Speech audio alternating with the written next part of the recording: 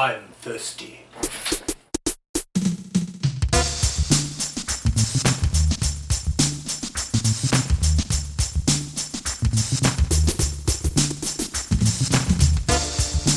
$18.93 from the makers of Pepsi Cola, a new adult spin on a classic taste, concocted from real cola nuts, real sugar, and the freshest water available. $18.93, a bold spin on an original cola. Curiosity levels are through the roof right now, quite possibly more than ever before. More than the Chicharron ni Manjuan, more than the Yehuda Tahina, quite possibly even more than the dragon fruit. What the heck am I looking at here? This is something called 1893 from the makers of Pepsi Cola. And I'm not exaggerating, I'm not adding words there. That's what it's called. It's not Pepsi 1893, it's not 1893 flavored Pepsi. The full name is 1893 from the makers of Pepsi Cola. I don't get it. And normally when Pepsi does something like this, because they have done it often, I dive right on top of it. They get really experimental with their flavors. They had Crystal Pepsi a while back, like maybe the late 80s, early 90s. That was really, really good. There was some talk about them bringing it back. I'm looking around and I don't see any Crystal Pepsi anywhere, so get your act together, Pepsi Cola.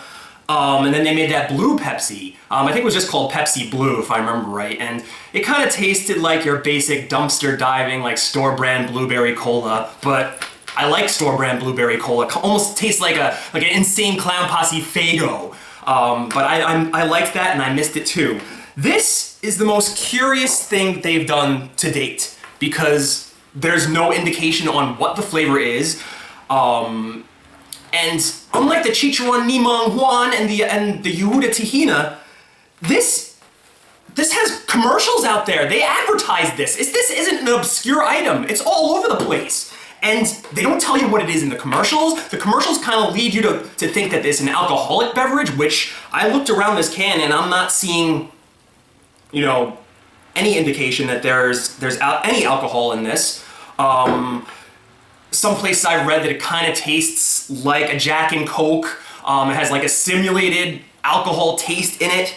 The only hints that I have is this little list of ingredients here. Cola nut extract, I don't know what that does for it. Dark brown malt flavor, which that kind of scares me. Aromatic bitters, that could be good. I mean, the Holiday Spice Pepsi, that was one that I forgot about, had a little bit of a bitter taste, which was really, really awesome. Sparkling water, that's just, and real sugar. So, I don't know what to say about this. This is freaking weird. I mean, I think my shirt makes more sense than this can. Deadpool sure does love his tacos. I'll have 3 hamburgers, 3 milkshakes, and 3 tacos. You sure do eat like a horse. All right, I open it up. I'm curious to see even what color it is. Oh, okay. It's like a normal cola, only it looks a little bit lighter in color. Very much does look like a beer almost. Let me take a sniff of it. Smells like regular soda. I don't know.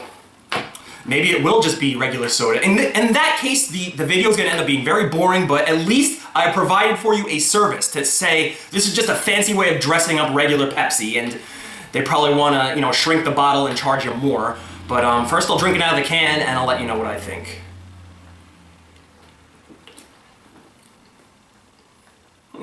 It is different from regular Pepsi, but it's kind of hard to pinpoint what the change is.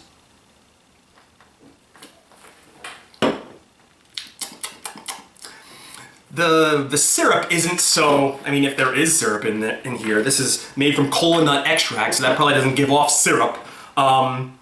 It's not as pungent. It's a much lighter cola flavor. Let me see what it tastes like out of the glass. Sometimes that makes a difference.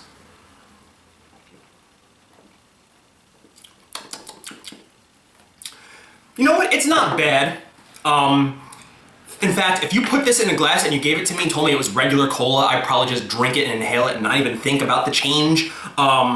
It's a little bit different. It's not quite as flavorless as a Diet Pepsi, but it's in between like a regular Pepsi and a Pepsi 1. Like, you figure that little hazy area in the middle there, that's 1893 from the makers of Pepsi Cola. Good grief, what a name. I'm glad I tried it because for the longest time I was watching these commercials and I just look at the screen, I'm like, what the frick is that? Look at the commercial, go. I mean, even if you have to stop this video now, go search out that commercial and you'll see exactly what the hell I was thinking. It makes absolutely no sense. The guy's like, you know, he's got it in like a wine glass and he's sipping it with his like little pinky up. He's in front of all these like these malt barrels and like barrels of hops and like what the frick are they doing? And you know, this might have been something that kids would enjoy. Why would you scare kids away from your beverage? Maybe they just wanted to advertise a beverage as, you know, this soda as an adult soda. I don't see what's so adult about it. Why is it called 1893? Is this the way that they did soda back then? Like maybe it was before the syrup was created and they made soda from natural cola nut extract instead of, you know, all that. I'm sure there's artificial ingredients in here that didn't exist in 1893. I guarantee you that. So, was this a success? Was it a failure? Beats the crap out of me. If I were to give this a star rating, I mean, how much do I love soda?